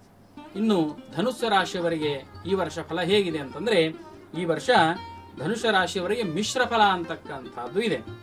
ದೇಹದಲ್ಲಿ ಆರೋಗ್ಯ ಇರ್ತದೆ, ವ್ಯಾಪಾರ ವ್ಯವಹಾರ ಉದ್ಯೋಗದಲ್ಲಿ ಧನಲಾಭ ಅಂತಕ್ಕಂಥದ್ದು ಇರ್ತದೆ, ಮನೆಯಲ್ಲಿ ಮಂಗಲ ಕಾರ್ಯಗಳು ನೆರವೇರ್ತವೆ. ಆಮೇಲೆ ಹೊಸ ವಸ್ತುಗಳನ್ನ ಖರೀದಿ ಮಾಡುವಂತಹ ಯೋಗ ಧನುಸ್ಸು ರಾಶಿಯವರಿಗೆ ಇರ್ತದೆ. ಬಂಧು ಬಾಂಧವರಿಂದ ತಮಗೆ ಸಹಾಯ ಅಂತಕ್ಕಂಥದ್ದು ದೊರಕ್ತದೆ. ಮನಸ್ಸಿನಲ್ಲಿ ಮನೋರಥಗಳೆಲ್ಲವೂ ಕೂಡ ಪೂರ್ಣ ಮಾಡುವಂತ ವರ್ಷ ಈ ವರ್ಷ ಆಗಿರ್ತದೆ. ಆಮೇಲೆ ಅನೇಕ ವಸ್ತುಗಳನ್ನ ಖರೀದಿ ಮಾಡುವಂತಹ ಯೋಗ ಇದೆ. ತಮಗೆ ಮನೋವಾಂಛಿತ ಫಲಗಳೆಲ್ಲವೂ ಕೂಡ ಉತ್ತಮವಾದ ಫಲಗಳಿರ್ತದೆ. ರಾಜಕಾರಣಿಗಳಿಗೆ ಮಿಶ್ರ ಫಲ ಅಂತಕ್ಕಂಥದ್ದು ಈ ವರ್ಷ ಇರ್ತದೆ. ಶನಿದೇವರ ಒಂದು ಕಾಟ ಅಂತಕ್ಕಂಥದ್ದು ಈ ವರ್ಷ ಇರ್ತದೆ. ಉಪಟಳ ಅಂತ ಶನಿದೇವರ ಉಪಟಳ ಅಂತಕ್ಕಂಥದ್ದು ಇರ್ತದೆ. ಅದಕ್ಕೋಸ್ಕರವಾಗಿ ಆ ಶನಿದೇವರ ಮೊರೆ ಹೋಗ್ತಕ್ಕಂಥವರಾಗಬೇಕು. ಶನಿ ಪ್ರೀತ್ಯರ್ಥವಾಗಿ ಜಪತಪ ಅನುಷ್ಠಾನಗಳನ್ನ ಮಾಡಿಕೊಂಡರೆ ತಮಗೆ ಬಂದಿರತಕ್ಕಂತಹ ದೋಷಗಳೆಲ್ಲವೂ ಕೂಡ ಪರಿಹಾರ ಅಂತಕ್ಕಂಥದ್ದು ಆಗ್ತದೆ. ಇನ್ನು ಮುಂದಿನ ರಾಶಿ ಮಕರ ರಾಶಿ. ಈ ಮಕರ ರಾಶಿಯವರಿಗೆ ಈ ವರ್ಷ ಸಾಕಷ್ಟು ಶೋಕಮಯವಾಗಿರ್ತಕ್ಕಂಥ ವರ್ಷ ಆಗ್ತದೆ. ಸಂಸಾರದಲ್ಲಿ ಕ್ಲೇಶಗಳು ಭಯಗಳು ಅಂತಕ್ಕಂಥದ್ದು ಹೆಚ್ಚಾಗ್ತವೆ. ಬೇನೆ ಬೇಸರಿಕೆಗಳು ಈ ವರ್ಷ ಮಕರ ರಾಶಿಯವರಿಗೆ ಕಂಡು ಬರ್ತದೆ. ಸಂಸಾರದಲ್ಲಿ ಕ್ಲೇಶಗಳು ಹೆಚ್ಚಾಗ್ತವೆ. ಆಮೇಲೆ ಕೌಟುಂಬಿಕವಾಗಿ ಸುಖ ಇಲ್ಲದಂತೆ ಆಗ್ತದೆ. ಇಲ್ಲ ಸಲ್ಲದ ಆಪಾದನೆಗಳು ಅಂತಕ್ಕಂಥದ್ದು ಈ ವರ್ಷ ಬರ್ತವೆ. ಆಮೇಲೆ ಶತ್ರುಗಳ ಭಯ ಅಂತಕ್ಕಂಥದ್ದು ಇದೆ. ಧನ ನಾಶ ಅಂತಕ್ಕಂಥದ್ದು ಈ ವರ್ಷ ಆಗ್ತದೆ. ಧನ ಸಂಪಾದನೆ ಕಡಿಮೆ ಆಗ್ತದೆ. ಧನದ ಖರ್ಚು ಅಂತಕ್ಕಂಥದ್ದು ಹೆಚ್ಚಾಗಿರ್ತದೆ. ವಿದ್ಯಾರ್ಥಿಗಳಿಗೆ ಅಭ್ಯಾಸವು ಮಂದಗತಿಯಲ್ಲಿ ಸಾಗ್ತದೆ. ಅವಿವಾಹಿತರಿಗೆ ಹೆಚ್ಚಿನ ಪ್ರಯತ್ನ ಮಾಡಿದಾಗ ಮಾತ್ರ ಈ ವರ್ಷ ವಿವಾಹ ಅಂತಕ್ಕಂಥದ್ದು ಯೋಗ ಇದೆ. ಕೃಷಿಕರಿಗೆ ಮಾತ್ರ ಈ ವರ್ಷ ಉತ್ತಮವಾದ ಲಾಭ ಇದೆ. ಆದರೆ ಗುರುವಿನ ಬಲ ಇಲ್ಲದೆ ಇದ್ದಾಗ ಯಾವುದೇ ಹೆಚ್ಚಿನ ಗೋಜಿಗೆ ಹೋಗ್ತಕ್ಕಂಥದ್ದಲ್ಲ. ಈ ಗುರುವಿನ ಜಪ ಹೋಮಗಳನ್ನ ಮಾಡಿಸಿಕೊಳ್ಬೇಕು. ಅಂದಾಗ ಮಾತ್ರ ತಮಗೆ ಬಂದಿರತಕ್ಕಂಥ ಪೀಡೆಗಳು ಅಂತಕ್ಕಂಥದ್ದು ದೂರವಾಗ್ತದೆ. ಇನ್ನು ಕುಂಭರಾಶಿಯ ಫಲವನ್ನ ನೋಡುವುದಾದರೆ, ಈ ವರ್ಷ ಕುಂಭರಾಶಿ ಅಂದ್ರೆ 2.5 ವರ್ಷದಿಂದ ತಾವು ಅನೇಕ ಪೀಡೆಗಳಿಗೆ ಒಳಗಾಗಿದ್ದರೆ. ಕುಂಭರಾಶಿಯವರು 7.5 ಪ್ರಾರಂಭ ಆಗಿತ್ತು. ಆಗಿನಿಂದ ಇಲ್ಲಿವರೆಗೂ ಕೂಡ ಅನೇಕ ವಿಘ್ನಗಳು ಅಂತಕ್ಕಂಥದ್ದು ಕುಂಭರಾಶಿಯವರಿಗೆ ಬಂದಿತ್ತು. ಈ ವರ್ಷ ಎಲ್ಲವೂ ದೂರವಾಗ್ತದೆ. ಕುಂಭರಾಶಿಯವರು ಈ ವರ್ಷ ಭಾಗ್ಯಶಾಲಿಗಳಲ್ಲಿ ನೀವು ಕೂಡ ಒಬ್ಬರಿದ್ದೀರಿ. ಕುಂಭರಾಶಿಯವರಿಗೆ ಈ ವರ್ಷ ವಿಶೇಷವಾಗಿ ಧನ ಸಂಗ್ರಹವಾಗ್ತದೆ. ಆಮೇಲೆ ಮಿತ್ರರಿಂದ ಬಂಧುಗಳಿಂದ ಈ ವರ್ಷ ನಿಮಗೆ ಸಹಾಯ ದೊರಕ್ತದೆ. ವಿಶೇಷವಾಗಿ ಗೌರವ ಅಂತಕ್ಕಂಥದ್ದು ಕುಂಭರಾಶಿಯವರಿಗೆ ಸಿಗ್ತದೆ. ಆಮೇಲೆ ಕೋರ್ಟು ಕಚೇರಿಗಳಲ್ಲಿ ಜಯ ಅಂತಕ್ಕಂಥದ್ದು ಸಿಗ್ತದೆ. ಮನೆಯಲ್ಲಿ ಮಂಗಳ ಕಾರ್ಯಗಳು ಉಂಟಾಗ್ತವೆ. ಆಮೇಲೆ ವಿಶೇಷವಾಗಿ ಧನ ಸಂಪಾದನೆ ಈ ವರ್ಷ ಉಂಟಾಗ್ತದೆ. ಈ ಗುರುವಿನ ಬಲದಿಂದಾಗಿ ಅನೇಕ ತೀರ್ಥಕ್ಷೇತ್ರಗಳ ದರ್ಶನ ಮಾಡಿಕೊಳ್ಳತಕ್ಕಂಥವರಾಗ್ತೀರಿ. ಗುರು ಸಾಧು ಸತ್ಪುರುಷರ ದರ್ಶನ ಅಂತಕ್ಕಂಥದ್ದು ನಿಮಗೆ ಸಿಗ್ತದೆ. ಹೊಸ ವಸ್ತುಗಳನ್ನ, ವಾಹನಗಳನ್ನ, ಆಭರಣಗಳನ್ನ ಖರೀದಿ ಮಾಡುವಂತ ಯೋಗ ಕುಂಭರಾಶಿಯವರಿಗೆ ಇರತಕ್ಕಂಥದ್ದಾಗಿದೆ. ಮಾನಸಿಕವಾಗಿ ಉತ್ತಮವಾದ ಶಾಂತಿ ಅಂತಕ್ಕಂಥದ್ದು ನಿಮಗೆ ಈ ವರ್ಷ ಸಿಗ್ತದೆ. ಭೂಮಿಯಿಂದ ಉತ್ತಮವಾದ ಸಾಕಷ್ಟು ಲಾಭ ಅಂತಕ್ಕಂಥದ್ದು ಈ ವರ್ಷ ನಿಮಗೆ ಇರುತ್ತದೆ. ಅವಿವಾಹಿತರಿಗೆ 2.5 ವರ್ಷದಿಂದ ಪ್ರಯತ್ನ ಮಾಡ್ತಾ ಇದ್ರಿ, ವಿವಾಹದ ಯೋಗ ಇರಲಿಲ್ಲ. ಈ ವರ್ಷ ತಮಗೆ ವಿವಾಹ ಯೋಗ ಅಂತಕ್ಕಂಥದ್ದು ಇದೆ. ಆದರೆ ಸ್ವಲ್ಪ 7.5 ಶನಿಯ ಪ್ರಭಾವ ಇರುವುದರಿಂದಾಗಿ ಆಗಾಗ್ಗೆ ಸ್ವಲ್ಪ ಅಪಘಾತದ ಭಯ ಅಂತಕ್ಕಂಥದ್ದು ಇರ್ತದೆ. ಗಾಡಿಯನ್ನ ಚಾಲನೆ ಮಾಡುವ ಸಂದರ್ಭದಲ್ಲಿ ತಾವು ಎಚ್ಚರಿಕೆಯಿಂದ ಇರಬೇಕು. ಈ ಶನಿಯ ದೋಷವನ್ನ ಪರಿಹಾರ ಮಾಡಿಕೊಳ್ಳೋ 7.5 ಶನಿಯ ದೋಷ ಪರಿಹಾರ ಮಾಡಿಕೊಳ್ಳೋಸ್ಕರಿಗೆ ಶನಿ ಶಾಂತಿಯನ್ನ ಮಾಡಿಸಿಕೊಳ್ಳತಕ್ಕಂಥವರಾಗಬೇಕು. ಹನುಮಂತ ದೇವರಿಗೆ ಮೊರೆ ಹೋಗ್ತಕ್ಕಂಥವರಾಗಬೇಕು. ಇನ್ನು ಕೊನೆಯದಾಗಿ ಈ ಮೀನರಾಶಿಯ ಫಲ. ಈ ಮೀನರಾಶಿಯ ಫಲ ಏನು ಅಂದರೆ, ಈ ವರ್ಷದಿಂದ ಮೀನರಾಶಿಯವರಿಗೆ 7.5 ಜನ್ಮಸ್ಥ ಶನಿ ಇರ್ತಾನೆ. ಶನಿ ಪ್ರವೇಶವನ್ನ ಮೀನರಾಶಿಗೆ ಮಾಡಿದ್ದಾನೆ. ಇದರಿಂದಾಗಿ ಆರೋಗ್ಯದಲ್ಲಿ ಏರುಪೇರು ಅಂತಕ್ಕಂಥದ್ದು ಉಂಟಾಗ್ತದೆ. ಸುಳ್ಳು ಆಪಾದನೆಗಳು ಅಂತಕ್ಕಂಥದ್ದು ಬರ್ತದೆ. ಹಣದ ಕೊರತೆ ಅಂತಕ್ಕಂಥದ್ದು ಮೀನರಾಶಿಯವರಿಗೆ ಇರ್ತದೆ. ಸಾಲ ಮಾಡುವಂತ ಪ್ರಸಂಗ ಬರ್ತದೆ. ಎಲ್ಲ ಕೆಲಸಗಳು ಕೂಡ ವಿಳಂಬವಾಗ್ತದೆ. ಅನಾವಶ್ಯಕ ತೊಂದರೆ ಅಂತಕ್ಕಂಥದ್ದು ಮೀನರಾಶಿಯವರಿಗೆ ಉಂಟಾಗ್ತದೆ. ಅವಿವಾಹಿತರಿಗೆ ಕಂಕಣ ಬಲ ಅಂತಕ್ಕಂಥದ್ದು ಕಡಿಮೆ ಇರ್ತದೆ. ವಿದ್ಯಾರ್ಥಿಗಳ ಮನಸ್ಸು ಚಂಚಲವಾಗ್ತದೆ. ಆಮೇಲೆ ಗುರು ಬಲ ಇಲ್ಲದಾಗ ನೀವೇನೇ ಪ್ರಯತ್ನ ಮಾಡಿದರೂ ಕೂಡ ಆ ಕೆಲಸಗಳು ವಿಘ್ನಗಳು ಅಂತಕ್ಕಂಥದ್ದು ಬರ್ತವೆ. ಮಾನಸಿಕವಾಗಿ ನೆಮ್ಮದಿಯನ್ನು ಕಳೆದುಕೊಳ್ಳುವಂತ ವರ್ಷ ಇದಾಗಿದೆ. ಸಾಲ ಮಾಡುವಂತ ಪ್ರಸಂಗ ಬರುತ್ತೆ. ಸಾಲಗಾರರ ಕಾಟ ಅಂತಕ್ಕಂಥದ್ದು ವಿಪರೀತವಾಗಿ ನಿಮಗೆ ಬರ್ತದೆ. ವ್ಯಾಪಾರ ವ್ಯವಹಾರ ಏನೇ ಮಾಡ್ಲಿಕ್ಕೆ ಹೋದ್ರೂ ಕೂಡ ನಿಮಗೆ ನಷ್ಟ ಉಂಟಾಗ್ತದೆ. ವ್ಯಾಪಾರ ವ್ಯವಹಾರ ಹೊಸದಾಗಿ ಯಾವುದೂ ಕೂಡ ಈ ವರ್ಷ ಮಾಡಬೇಡ್ರಿ. ಹೊಸದಾಗಿ ವ್ಯಾಪಾರ ಮಾಡ್ತೇನೆ, ಉದ್ಯೋಗ ಮಾಡ್ತೇನೆ ಅಂತಕ್ಕಂಥವರು ಈ ವರ್ಷ ಮಾಡುವುದು ಬೇಡ. ಯಾಕಂದ್ರೆ ಮಾಡಿದರೆ ಸ್ವಲ್ಪ ನಷ್ಟದ ಪ್ರಮಾಣ ಅಂತಕ್ಕಂಥದ್ದು ಇರ್ತದೆ. ಹೀಗಾಗಿ ಈ ಮೀನರಾಶಿಯವರು ಇದೆಲ್ಲ ಪರಿಹಾರಕ್ಕೋಸ್ಕರವಾಗಿ ಆ ಗುರು ಮತ್ತು ಶನಿ ಜಪವನ್ನ ಮಾಡಿಸ್ತಕ್ಕಂಥವರಾಗಬೇಕು. ಪ್ರತಿ ಗುರುವಾರ ಆ ಹಳದಿ ಹೂಗಳನ್ನ ಭಗವಂತನಿಗೆ ಸಮರ್ಪಣೆ ಮಾಡಿದರೆ ಅವರಿಗೆ ಬಂದಿರತಕ್ಕಂತಹ ಪೀಡೆಗಳು ಅಂತಕ್ಕಂಥದ್ದು ದೂರವಾಗ್ತದೆ. ಇಷ್ಟು ದ್ವಾದಶ ರಾಶಿಗಳ ಫಲಾಫಲಗಳನ್ನ ಸಂಕ್ಷಿಪ್ತವಾಗಿ ನಾವು ನೋಡಿದ್ದೇವೆ. ವೀಕ್ಷಕರೇ, ಎಲ್ಲಾ ರಾಶಿಯವರ ಭವಿಷ್ಯವನ್ನ ತಿಳ್ಕೊಂಡ್ರಿ. ಈಗ ಗುರು ಮತ್ತು ಶನಿ ರಾಶಿಯ ದೋಷಗಳನ್ನ ಹೇಗೆ ಪರಿಹಾರ ಮಾಡ್ಕೊಳ್ಳೋದು ಹೇಳ್ತೀರಾ ಗುರುಜಿ? ವಿಶೇಷವಾಗಿ ಈಗ ನಾವು ದ್ವಾದಶ ರಾಶಿಗಳ ಭವಿಷ್ಯವನ್ನು ನೋಡಿದ್ದೇವೆ. ಈ ಭವಿಷ್ಯ ಹೇಗಿರ್ತದೆ ಅಂದ್ರೆ ಸಂಪೂರ್ಣವಾಗಿ ಒಂದು 100% ಈ ಭವಿಷ್ಯ ಪ್ರಮಾಣ 50% ಇರ್ತದೆ.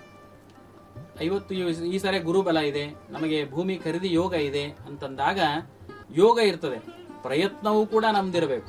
50% ಪ್ರಯತ್ನ ನಮ್ದಿರಬೇಕು, ಬಲ 50% ಇರ್ತದೆ. ಇನ್ನು ಯೋಗ ಹೇಗೆ ಕೊಡ್ತಾನೆ ಭಗವಂತ ಅಂದ್ರೆ ನಾವು ಮಾಡಿದ ಪೂರ್ವ ಜನ್ಮದಲ್ಲಿ ಮಾಡಿದ ಕರ್ಮಕ್ಕನುಸಾರವಾಗಿ ಈ ವರ್ಷ ನಮಗೆಲ್ಲವೂ ಕೂಡ ಬಲವನ್ನು ಕೊಡ್ತಾ ಇರ್ತಾನೆ. ಎಲ್ಲ ಗುರುಬಲ ಇದೆ, ಎಲ್ಲವೂ ಇದೆ, ನಮ್ಗೆ ಏನು ಕೆಲಸ ಆಗ್ತಾ ಇಲ್ಲಲ್ಲ ಅಂತ ನಾವು ಯೋಚನೆ ಮಾಡ್ತಾ ಇರ್ತೇವೆ. ಆದ್ರೆ ನಾವು ಪೂರ್ವ ಜನ್ಮದಲ್ಲಿ ಮಾಡಿದ ಪಾಪಗಳೇನಿದೆ ಈ ಜನ್ಮದಲ್ಲಿ ನಮಗೆ ಸುತ್ತಿಸ್ತಾ ಇರ್ತವೆ. ಯಾರಿಗೆ ಒಬ್ರು ಗುಡಿಗೆ ಹೋಗೋದಿಲ್ಲ, ದೇವರಿಗೆ ನಮಸ್ಕಾರ ಮಾಡೋದಿಲ್ಲ, ದೇವರಂದ್ರೆ ಬಹಳಷ್ಟು ತಾತ್ಸಾರ ಪಡ್ತಾರೆ, ಅಂಥವರಿಗೆ ದೇವರು ಉತ್ತಮವಾಗಿ ಇಟ್ಟಿದ್ದಾನೆ, ಅವರೆಲ್ಲ ಸುಖವಾಗಿ ಇಟ್ಟಿದ್ದಾನಲ್ಲ ಅಂತ ನಾವು ಯೋಚನೆ ಮಾಡ್ತೇವೆ. ಆದರೆ ಅವನು ಪೂರ್ವ ಜನ್ಮದಲ್ಲಿ ಅವನು ದೊಡ್ಡ ದೇವಸ್ಥಾನವನ್ನು ಕಟ್ಟಿರ್ತಾನೆ, ಗೋದಾನವನ್ನ ಮಾಡಿರ್ತಾನೆ, ಅನ್ನದಾನವನ್ನ ಮಾಡಿರ್ತಾನೆ, ಸಾಕಷ್ಟು ದಾನ ಧರ್ಮಗಳನ್ನ ಮಾಡಿರ್ತಾನೆ. ಅದರ ಪುಣ್ಯವನ್ನ ಈ ಒಂದು ಯುಗದಲ್ಲಿ ಅವನು ಈ ಜನ್ಮದಲ್ಲಿ ಅನುಭವಿಸ್ತಾ ಇರ್ತಾನೆ.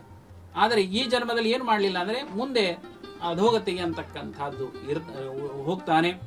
ಅದಕ್ಕೋಸ್ಕರವಾಗಿ ನಾವೇನೇ ಮಾಡಬೇಕಾದ್ರೂ ಕೂಡ ಸತ್ಕಾರ್ಯಗಳನ್ನ ಮಾಡಬೇಕು. ಉತ್ತಮ, ಯಾರಿಗೂ ಕೂಡ ಕೆಟ್ಟದ್ದನ್ನ ಬಯಸಬಾರದು.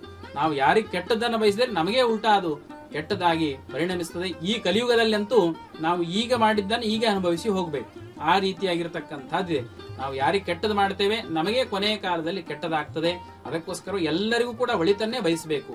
ಈ ಗುರು ಶನಿಯ ಕಾಟಗಳು ಬಂದಾಗ ಏನ್ ಮಾಡಬೇಕು ಅಂತಕ್ಕಂಥ ಪ್ರಶ್ನೆ ಇದೆ. ತಾವು ಗುರು ದೋಷ ಇದ್ದಾಗ ಪ್ರತಿ ಗುರುವಾರವೂ ಕೂಡ ನಿಮ್ಮ ಮನೆಯಲ್ಲಿ ದೇವರ ಪೂಜೆ ಮಾಡುವ ಸಂದರ್ಭದಲ್ಲಿ ಹಳದಿ ಬಣ್ಣದ ಹೂಗಳನ್ನ ನಿಮ್ಮ ಕುಲದೇವರಿಗೆ, ದೇವರ ಫೋಟೋಗಳಿಗೆ ಏರಿಸ್ತಕ್ಕಂಥವರಾಗಬೇಕು. ಪ್ರತಿ ಗುರುವಾರ ಗೋಪೂಜೆಯನ್ನ ಗೋಗಳಿಗೆ ನಮಸ್ಕಾರ ಮಾಡಬೇಕು. ಗೋಗಳಿಗೆ ಗೋಗ್ರಾಸ ಅಂತಾರೆ. ನಿಮ್ಮ ಕೈಲಾದಷ್ಟು ಹಣ್ಣುಗಳನ್ನು ಕೊಡ್ರಿ, ಅಥವಾ ಬೆಲ್ಲ, ಬೇಳೆ, ಅಕ್ಕಿಗಳನ್ನ ಗೋಗಳಿಗೆ ತಿನ್ನಿಸ್ತಕ್ಕಂಥವರಾಗಬೇಕು. ಗುರುವಾರ ರಾಯರ ದೇವಸ್ಥಾನಕ್ಕೆ, ಗುರು ದತ್ತಾತ್ರೇಯ ದೇವಸ್ಥಾನಕ್ಕೆ, ಗುರುಗಳ ದೇವಸ್ಥಾನಕ್ಕೆ ಹೋದ್ರೆ ಈ ಗುರುದೋಷ ಅಂತಕ್ಕಂಥದ್ದು ಪರಿಹಾರವಾಗ್ತದೆ. ಇನ್ನು ಶನಿ ದೋಷ ಅಂದ್ರೆ ಆ ಶನಿ ಉತ್ತಮವಾದ ಫಲಗಳನ್ನೇ ಕೊಡ್ತಾನೆ. ಯಾವಾಗ ಅಂದ್ರೆ ಶನಿಯ ಪ್ರೀತ್ಯರ್ಥವಾಗಿ ನಾವು ಮಾಡ್ಬೇಕು. ಏನ್ ಮಾಡ್ಬೇಕಂದ್ರೆ ಪ್ರತಿದಿನವೂ ಕೂಡ ಹನುಮಂತ ದೇವರ ದೇವಸ್ಥಾನಕ್ಕೆ ಹೋದ್ರೆ ಶನಿಗೆ ಬಹಳ ಪ್ರೀತಿ. ಹನುಮಂತ ದೇವರ ದೇವಸ್ಥಾನಕ್ಕೆ ಹೋಗ್ಬೇಕು. ನೀವು ನಾವು ಇಷ್ಟು ಬೀಜಿ ಇರ್ತೀವ್ರಿ, ನಮಗೆ ಸಮಯ ಇಲ್ಲ, ಹೋಗ್ಲಿಕ್ಕೆ ಆಗೋದಿಲ್ಲ ಅಂದ್ರೆ ಕೇವಲ 5 ನಿಮಿಷ ಅದರ ಸಮಯ ಮಾಡಿಕೊಂಡು ಪ್ರತಿದಿನ ಹನುಮಂತ ದೇವರ ದೇವಸ್ಥಾನಕ್ಕೆ ಹೋಗ್ಬೇಕು. ಆ ಶನಿ ದೋಷ ಇದ್ದವರು ಹನುಮಂತ ದೇವರ ದೇವಸ್ಥಾನಕ್ಕೆ ಹೋಗಿ ಎಳ್ಳೆಣ್ಣೆ ದೀಪವನ್ನು ಹಚ್ಚತಕ್ಕಂಥವರಾಗಬೇಕು. ಎಳ್ಳೆಣ್ಣೆ ದೀಪ ಹಚ್ಚಬೇಕು.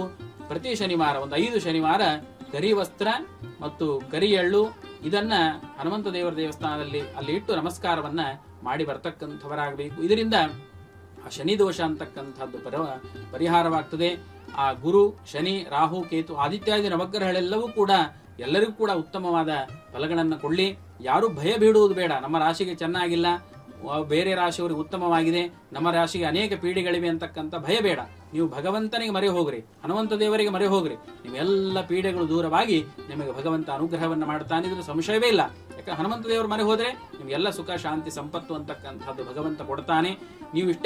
ನೀವು ಉತ್ತಮವಾಗಿ ಆಲೋಚನೆಗಳ ಮಾತ್ರ ಉತ್ತಮವಾಗಿರ್ಬೇಕು. ಅವಾಗ ಉತ್ತಮವಾಗಿರ್ತಕ್ಕಂಥ ಫಲಗಳು ಅಂತಕ್ಕಂಥದ್ದು ದೊರಕ್ತದೆ. ಯಾರು ಭಯ ಬೀಳುವುದು ಬೇಡ. ಎಲ್ಲರಿಗೂ ಈ ದ್ವಾದಶ ರಾಶಿಯವರಿಗೂ ಎಲ್ಲರಿಗೂ ಕೂಡ ಉತ್ತಮವಾದ ಫಲಗಳು ಭಗವಂತ ಕೊಡ್ಲಿ.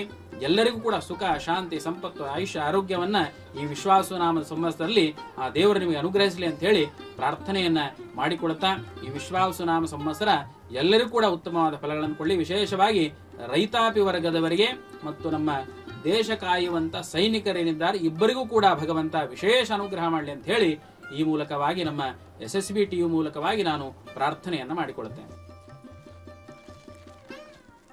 ಗುರುಗಳೇ, ಇವಾಗ ಕಲ್ಯಾಣ ಕರ್ನಾಟಕ ಶಿಕ್ಷಣ ಕ್ಷೇತ್ರದಲ್ಲಿ ಬಹಳ ಹಿಂದುಳಿದದ ಅಂತ ಕೇಳಿ ಸಾಕಾಗಿದೆ. ಆದ್ರೆ ಈ ವರ್ಷ ನಮ್ದು ಈ ಯುಗಾದಿ ಹೊಸ ವರ್ಷದ ಆರಂಭಕ್ಕೆ ನಮ್ಮ ಶಿಕ್ಷಣ ಕ್ಷೇತ್ರದಲ್ಲಿ ಏನೇನು ಲಾಭಗಳಿದೆ, ಅಥವಾ ಇನ್ನೂ ಕೆಳಮಟ್ಟಕ್ಕೆ ಹೋಗುತ್ತಾ ಅಥವಾ ಉತ್ತುಂಗಕ್ಕೆ ಏರುತ್ತಾ ಅನ್ನೋದನ್ನ ತಿಳಿಸ್ಕೊಡಿ. ವಿಶೇಷವಾಗಿ ಈ ವರ್ಷ ವೃಷಭ ರಾಶಿಗೆ ಗುರು ಪ್ರವೇಶ ಮಾಡ್ತಾನೆ ಮತ್ತು ಮೀನ ರಾಶಿಗೆ ಶನಿ ಪ್ರವೇಶ ಮಾಡ್ತಾ ಇದ್ದಾನೆ. ಹೀಗಾಗಿ ಶಿಕ್ಷಣದಲ್ಲಿ ಈ ವರ್ಷ ವಿದ್ಯಾರ್ಥಿಗಳ ಮನಸ್ಸು ಅಂತಕ್ಕಂಥದ್ದು ಈ ವರ್ಷ ಸ್ವಲ್ಪ ಚಂಚಲ ಮಂಚಲ ಆಗುವಂಥ ವರ್ಷ ಇದೆ. ಯಾಕಂದರೆ ತಾವೆಲ್ಲ ನೋಡ್ತಾ ಇದ್ದೀರಿ, ಶಿಕ್ಷಣದಲ್ಲಿ ಯಾವ ರೀತಿಯಾಗಿದೆ ಅಂತಂದರೆ ಎಲ್ಲವೂ ಕೂಡ ಕಾಂಪಿಟೇಷನ್ ಯುಗ ಅಂತ ಕರಿತೇವೆ. ಎಲ್ಲಿ ಜಾಸ್ತಿ ದುಡ್ಡು ತಗೋತಾರೋ ಅಲ್ಲಿ ಶಿಕ್ಷಣ ಚೆನ್ನಾಗಿ ಕೊಡ್ತಾರೆ ಅಂತಕ್ಕಂಥ ಮನೋಭಾವನೆ ಎಲ್ಲರಲ್ಲಿ ಮೂಡಿದೆ. ಹಾಗಲ್ಲ, ನಾವು ಮನೆಯೇ ಮೊದಲು ಪಾಠಶಾಲೆ ಅಂತ ಕರಿತೇವೆ. ಜನನಿ ತಾನೇ ಮೊದಲ ಗುರು ಅಂತ. ಮನೆಯಲ್ಲಿ ಉತ್ತಮವಾದ ಸಂಸ್ಕಾರ ಶಿಕ್ಷಣವನ್ನು ಕೊಡ್ತಾ ಇದ್ದರೂ ಅವ ಗೌರ್ಮೆಂಟ್ ಶಾಲೆಗೆ ಹೋದರೂ ಕೂಡ ಮೊದಲ ಸ್ಥಾನಕ್ಕೆ ಬರ್ತಾನೆ. ಹಾಗೆ ಮನೆಯ ವಾತಾವರಣವೂ ಕೂಡ ಇರಬೇಕು. ಜಾಸ್ತಿ ದುಡ್ಡು ಕೊಟ್ಟರೆ ಅಲ್ಲಿ ಉತ್ತಮವಾದ ಶಿಕ್ಷಣ ಕೊಡ್ತಾರೆ ಅಂತಕ್ಕಂಥದ್ದಲ್ಲ, ನಮ್ಮ ಪರಿಶ್ರಮವೂ ಕೂಡ ಇರಬೇಕು. ಈ ಕಲ್ಯಾಣ ಕರ್ನಾಟಕ ಭಾಗದಲ್ಲಿ ಇದು ಹಿಂದುಳಿದ ಭಾಗ ಅಂತ ನಾವು ಕರಿತೇವೆ. ಯಾಕಂದರೆ ಇಲ್ಲಿ ಎಲ್ಲ ಹಳ್ಳಿಗಳಲ್ಲಿಯೂ ನಾವು ನೋಡ್ತೇವೆ, ಪಟ್ಟಣಗಳಲ್ಲಿ ನೋಡ್ತೇವೆ. ಹಳ್ಳಿಗಳಲ್ಲಿಯೂ ಕೂಡ ಈಗ ರೈತಾಪಿ ವರ್ಗದ ಬಿತ್ತುವ ಸೀಸನ್ ಬಂದರೆ ಎಲ್ಲ ವಿದ್ಯಾರ್ಥಿಗಳನ್ನು ಬಿತ್ತಲಿಕ್ಕೆ ಕರ್ಕೊಂಡು ಹೋಗ್ತಾರೆ. ಸದಿ ತೆಗೆಯುವ ಸಂದರ್ಭದಲ್ಲಿ ಅವರಿಗೆ ಸದಿ ತೆಗಿಲಿಕ್ಕೆ ಕರ್ಕೊಂಡು ಹೋಗ್ತಾರೆ. ಪೌಡರ್ ಎಣ್ಣೆ ಹೊಡೆಯುವ ಸಂದರ್ಭದಲ್ಲಿ ಅಲ್ಲಿ ಕರ್ಕೊಂಡು ಹೋಗ್ತಾರೆ. ಹೀಗೆ ಮಾಡುವುದು ಬೇಡ. ಎಲ್ಲ ವಿದ್ಯಾರ್ಥಿ ಮೊದಲು ಶಿಕ್ಷಣವನ್ನು ಕೊಡ್ತಕ್ಕಂಥವರಾಗ. ನಮ್ಮ ದೇಶ ಸುಭಿಕ್ಷವಾಗಿ ಮುಂದುವರೆದ ದೇಶವಾಗಬೇಕಾದ್ರೆ ಎಲ್ಲರೂ ಕೂಡ ಶಿಕ್ಷಣವಂತರಾಗಬೇಕು. ಎಲ್ಲ ವಿದ್ಯಾರ್ಥಿಗಳು ಉತ್ತಮವಾಗಿ ಫಲವನ್ನು ಪಡೆಯತಕ್ಕಂಥವರಾಗಬೇಕು. ಇಡೀ ರಾಜ್ಯದಲ್ಲಿ ನಮ್ಮ ಕಲ್ಯಾಣ ಕರ್ನಾಟಕದಲ್ಲಿರ್ತಕ್ಕಂಥ ಜಿಲ್ಲೆಗಳು ಅಂದರೆ ಕಲಬುರಗಿ ಜಿಲ್ಲೆ ಮೊದಲ ಸ್ಥಾನ ಬರಲಿ ಅಂತಕ್ಕಂಥದ್ದನ್ನು ಆಶಯವನ್ನು ವ್ಯಕ್ತಪಡಿಸ್ತೇವೆ. ಎಲ್ಲ ವಿದ್ಯಾರ್ಥಿಗಳೇನು ಮಾಡಬೇಕು ಅಂದರೆ ಈ ಶಿಕ್ಷಣ ಸುಧಾರಣೆಗಾಗಿ ವಿಶೇಷವಾಗಿ ತಾವು ಗಣಪತಿಯನ್ನು ಪೂಜೆಯನ್ನು ಮಾಡಬೇಕು. ಗಣಪತಿ ದೇವಸ್ಥಾನ ಇದ್ದರೆ ಅಲ್ಲಿ ಹೋಗಬೇಕು, ಅಥವಾ ಮನೆಯಲ್ಲಿ ಗಣಪತಿ ಪ್ರತಿಮೆ ಇದ್ದರೆ ಪ್ರತಿದಿನವೂ ಕೂಡ ತಾವು ಗರಿಕೆ ಅಂತ ಏನು ಕರಿಕೆ ಅಂತ ಕರಿತೀವಿ, ಆ ಗರಿಕೆಯನ್ನು ಏರಿಸಿ ಗಣಪತಿ ಮೇಲೆ ಪ್ರಾರ್ಥನೆ ಮಾಡಿಕೊಂಡ್ರೆ ಶಿಕ್ಷಣದಲ್ಲಿರ್ತಕ್ಕಂಥ ಎಲ್ಲ ವಿದ್ಯಾರ್ಥಿಗಳು ಉತ್ತಮವಾದ ಫಲಗಳು ಅಂತಕ್ಕಂಥದ್ದಿದೆ. ಈ ಕಲ್ಯಾಣ ಕರ್ನಾಟಕದಲ್ಲಿ ಈ ವರ್ಷ ಉತ್ತಮವಾದ ಮಳೆ ಆಗಲಿ, ಉತ್ತಮವಾದ ಬೆಳೆಗಳು ಬರಲಿ. ಈ ಕಲ್ಯಾಣ ಕರ್ನಾಟಕ ಹಿಂದುಳಿದ ಪಟ್ಟಿ ಏನಿದೆ ಅದು ಕಳಿಬೇಕಾದ್ರೆ ನಮ್ಮ ಕಲ್ಯಾಣ ಕರ್ನಾಟಕದಲ್ಲಿರ್ತಕ್ಕಂಥ ರೈತರು ಉತ್ತಮವಾದ ಬೆಳೆಗಳು ಬೆಳೆಯತಕ್ಕಂಥವರಾಗಬೇಕು. ನಮ್ಮ ಕಲಬುರಗಿ ಜಿಲ್ಲೆಯಲ್ಲಿ ವಿಶೇಷವಾಗಿ ತೊಗರಿ ಬೆಳೆ ಏನಿದೆ ಅದು ಉತ್ತಮವಾಗಿ ಬೆಳೆಯುವಂಥ ನಾಡು. ಇಡೀ ನಮ್ಮ ವಿಶ್ವದಲ್ಲಿ ಏಷ್ಯಾ ಖಂಡದಲ್ಲಿ ಅತಿ ಹೆಚ್ಚು ತೊಗರಿ ಬೆಳೆಯತಕ್ಕಂಥ ನಾಡು ತೊಗರಿ ನಾಡು ಅಂತ ಕರೀತಾರೆ. ಈ ವರ್ಷ ಮಂಗಳ ಧಾನ್ಯಗಳಿಗೆ ಅಧಿಪತಿಯಾಗಿರುವುದರಿಂದಾಗಿ ಕೆಂಪು ಬೆಳೆಗಳು ಜಾಸ್ತಿ ಬೆಳೀತವೆ ಅಂತಕ್ಕಂಥದ್ದನ್ನು ನಾವು ನೋಡಿದ್ದೇವೆ. ತೊಗರಿ ಈ ವರ್ಷ ಉತ್ತಮವಾಗಿ ಬೆಳೀಲಿ ಅಂತಕ್ಕಂಥ ಆಶಯವನ್ನು ವ್ಯಕ್ತಪಡಿಸ್ತಾ ರೈತರಿಗೂ ಕೂಡ ಕಲ್ಯಾಣ ಕರ್ನಾಟಕ ಭಾಗದ ಎಲ್ಲ ಜನರಿಗೂ ಕೂಡ ಉತ್ತಮವಾದ ಫಲಗಳು ಸಿಗಲಿ ಅಂತೇಳಿ ಪ್ರಾರ್ಥನೆ ಮಾಡಿಕೊಳ್ತೇವೆ. ಇಷ್ಟೊತ್ತು ಒಂದು ವರ್ಷದ ಇಡೀ ಯುಗಾದಿ ಹಬ್ಬದ ಆರಂಭದಿಂದ ಅಂತ್ಯದವರೆಗೂ ಒಂದು ವರ್ಷದ ಇಡೀ ಭವಿಷ್ಯನ ಗುರುಜಿಯವರು ಇವತ್ತು ನಮ್ಮೆಲ್ಲರಿಗೂ ತಿಳಿಸ್ಕೊಟ್ಟಿದ್ದಾರೆ. ಗುರುಗಳೇ, ಇವತ್ತು ನಮ್ಮ SSV ಚಾನಲ್ಗೆ ಆಗಮಿಸಿ ತಮ್ಮ ಅಮೂಲ್ಯವಾದ ಸಮಯವನ್ನು ನೀಡೋದಕ್ಕೆ ತಮಗೆ ಧನ್ಯವಾದಗಳು. ವಿಶೇಷವಾಗಿ SSV TVಯ ಎಲ್ಲ ವೀಕ್ಷಕರಿಗೂ ಮತ್ತು ಇಲ್ಲಿರ್ತಕ್ಕಂಥ ಎಲ್ಲ ಸಿಬ್ಬಂದಿಯವರಿಗೂ ಮತ್ತು SSV TVಯ ಮಾಲೀಕರಿಗೂ ಕೂಡ ಉತ್ತಮವಾಗಿ ಆಯುಷ್ಯ ಆರೋಗ್ಯವನ್ನು ಕೊಡಲಿ.